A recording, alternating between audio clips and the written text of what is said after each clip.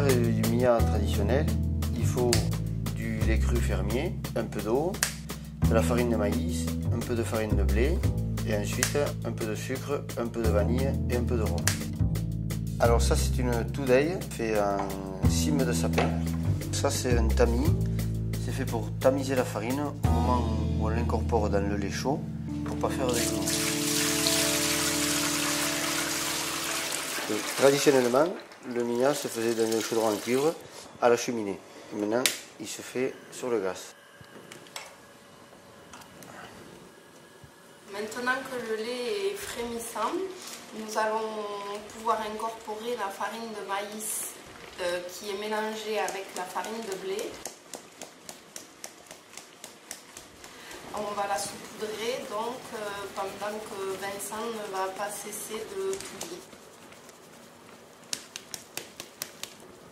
En fait, il y a de la farine qui s'accumule, non mélangée, où le mia il fait une collerette là, autour de la toudeille. Et ça ne cuit pas bien, c'est mal mélangé. C'est dur, et enfin, c'est physique et il faut être endurant. Mais il y a une méthode où on ne force pas trop. Donc maintenant qu'on a mis toute la farine, j'utilise un fouet pour enlever les derniers grumeaux. Et une petite astuce de grand-mère, on verse un peu d'eau froide pour finir d'éliminer les grumeaux.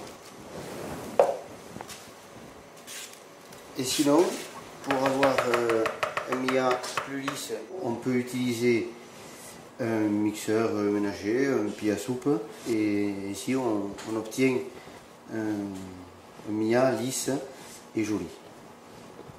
Là, je suis en train de préparer le mia traditionnel, le mia de ma grand-mère en fait. C'est la recette de ma grand-mère qui s'appelait Josette, et donc d'où le nom Les Délices à Jojo. Et après, il y a autant de recettes que de familles. Il y en a qui font le mia avec de l'eau, sans mettre de lait. Il y en a qui le font avec de la farine de maïs blanc. Il y en a qui le font cuire dans l'eau qui a servi à faire cuire le boudin. Il y en a même qui le font au blé noir.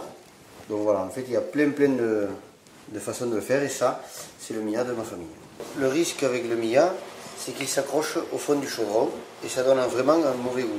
Donc en fait, il faut que le feu soit doux, qu'il fasse quelques bulles comme ça de temps en temps et qu'on n'arrête pas de tourner. Pendant les 2 heures de cuisson, il faut tourner sans cesse.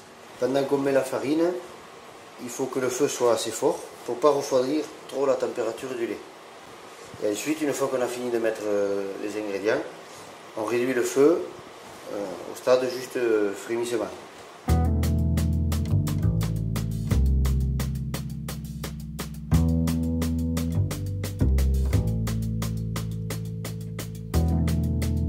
Bon, bien, on va être bientôt prêt. Quand le mia est presque cuit, on voit une collerette qui se forme autour de la toudeille. Donc ça c'est un bon indicateur de cuisson.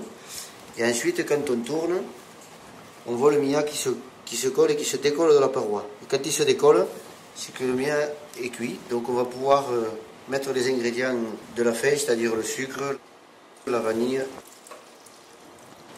Et pour finir, on va y ajouter le meilleur, le rhum.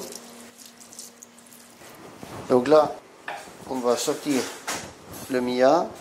À l'époque, il se sortait sur une table avec un linge. Nous maintenant, on le sort sur des bacs en inox pour l'hygiène.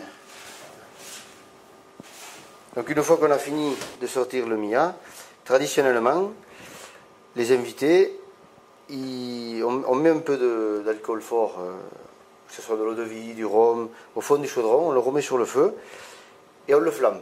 Et ce qui reste, vous voyez, une fois flambé, on le mange à la petite cuillère directement dans le chaudron, tous ensemble.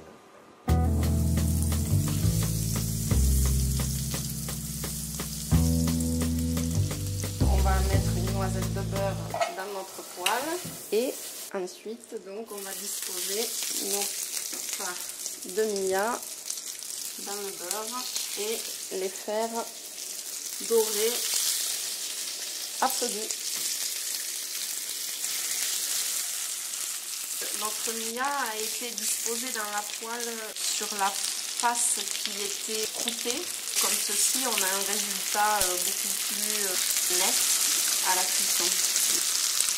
Donc là, une fois que le mia est bien doré, on va pouvoir donc en fin de cuisson saupoudrer avec un peu de sucre afin qu'on obtienne une petite caramélisation.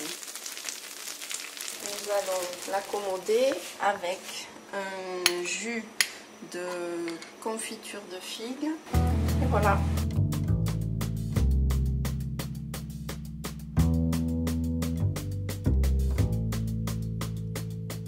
Le mia est fait avec de la farine de maïs que je cultive moi-même et que je moule moi-même.